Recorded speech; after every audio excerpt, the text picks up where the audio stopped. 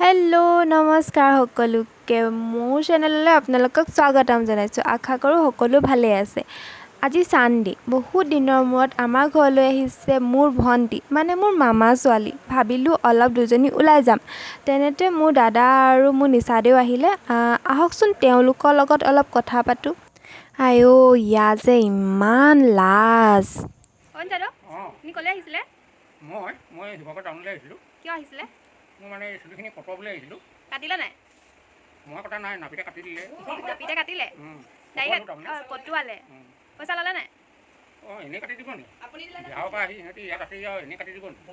কিমান ল'লে? 50 টকা লৈছে। দাড়িও কাটিলে নি বাৰু? দাড়িয়ে চুলিয়ে 50 টকা লৈছে। সেইকাৰণে চিকনা হৈ আছে। ডেকা ল'ৰাটোৰ নিচিনা হৈ আছে।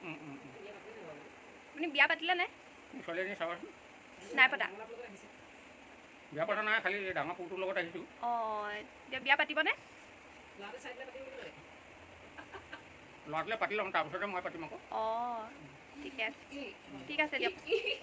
এইবোৰ চিন হিচাপে থাকি যাব ন? বিয়া পতাৰ পিছত তেতিয়া ভণ্টি চণ্টি ক'ত বিচাৰিব? পিছত ক'বলৈ হ'ব ন বোলে আগত সি আমাৰ লগত সি এনেকৈ আছিলে, এতিয়া বিয়া পতাৰ পিছত সি এনেকুৱা হৈছে। কাৰণ বিয়া পাতিলে চব ল'ৰাই চেঞ্জ হৈ যায় ন? কোন কেনেকুৱা ভাল আহিলে ভালেই, যদি বেয়া আহে তেতিয়া এইটো আমাৰ ডাঙৰ দাদা হয়, ইয়াৰ কাৰণে ছোৱালী এজনী লাগে, কণ্টেক্ট কৰিব। ইমান ধুনীয়া কমেণ্ট কৰি দিব, ছোৱালী যদি আছে ইমান ধুনীয়া ধুনীয়া ল'ৰা। এনেই দাদাৰ লগত অলপ ধেমালি কৰিলোঁ। তাৰপিছত আমি দুইজনী অলপ ওলাই আহিলোঁ। বজাৰ অলপো আছিলে, এবাৰ দৌলতো সোমালোঁ। চাওকচোন সন্ধিয়া সময়কণত দৌলৰ পৰিৱেশটো যে ইমান ধুনীয়া লাগে, কিমান যে ঠাণ্ডা পৰিৱেশ।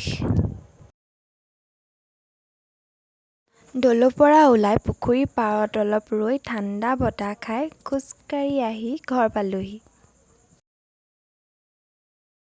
আমি এতিয়া আহি পালোহি, আহি ফ্ৰেছ হ'লোঁ। এতিয়া আমি কি খাম? ফুচকা। এতিয়া আমি ফুচকা খাম। অলপ বজাৰ আছিলে, বজাৰো কৰি মেলি আহিলোঁ। এতিয়া ফুচকা বনাওঁগৈ। আপোনালোকে খাবনে ফুচকা? খাই যদি চাই থাকক ভিডিঅ'টো লাষ্টলৈ, চাই থাকক। মাক ক'লোঁ আলুখিনি বইল কৰি দিবলৈ, মায়ে কুকাৰতে পাতি দিছে। তেতিয়ালৈকে আমি অলপ চানা খাই ল'লোঁ। এতিয়া কেৰাহীখন গৰম কৰি অলপ তেল দি দিছোঁ। মায়ে ইয়াতে দাইল পাতি দিছিলে, প্লেটখন লৈ লৈছোঁ। তেল গৰম হৈছে নাই চাইছোঁ, মই হাতখন দি এনেকৈয়ে চাওঁ। ইয়াত ফুচকা দি দিছোঁ। চাব দেই, ফুচকাকেইটা ইমান ধুনীয়াকৈ ফুলে। এনেকৈ ফুলে কাৰণে মোৰ বনাই বহুত ভাল লাগে। মায়ে ভিডিঅ' কৰি দিছে, মায়ে কৈ আছে হাতখন অকণমান খৰকৈ চলাবলৈ। মই মানে মানুহজনী অকণমান শ্ল' ম'শ্যন, মই অলপ লাহে লাহেহে কামবোৰ কৰি থাকোঁ। মায়ে সেইকাৰণে মোক কৈ থাকে, সেইকাৰণে ইভাগ ফাষ্ট নহ'লোঁ যেতিয়া এতিয়া এডিট কৰি অকণমান হাতখন ফাষ্ট কৰি দিছোঁ আৰু। চাওকচোন কি ধুনীয়াকৈ ফুলি আছে।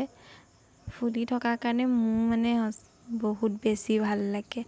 ফুচকাকেইটা দিয়াৰ পিছত যদি নুফুলে তেতিয়া অকণমান হেঁচি দিব লাগে, এনেকৈ মই দিয়া ধৰণে হেঁচি দিলে চাওকচোন কি ধুনীয়াকৈ ফুলি আহিছে ন? অকণমান দেৰিছে, কিন্তু দেৰিলে ভাল লাগে, কৰকৰীয়া হৈ যায়। ফুচকা ৰেডি হৈ গ'ল।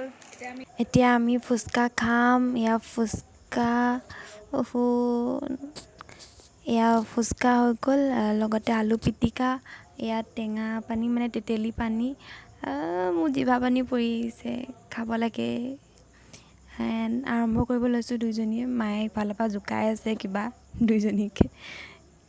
ফুচকাখিনি সঁচাকৈ বহুত টেষ্টি হৈছিলে, মানে বহুত ভাল লাগিছিলে খাই। নাজানো ময়ে বনাইছোঁনে কিন্তু সঁচাকৈ বহুত ভাল লাগিছিলে। পানীটো বহুত ধুনীয়া জোখত হৈছিলে, খালি অকণমান জ্বলা বেছি হৈছিলে।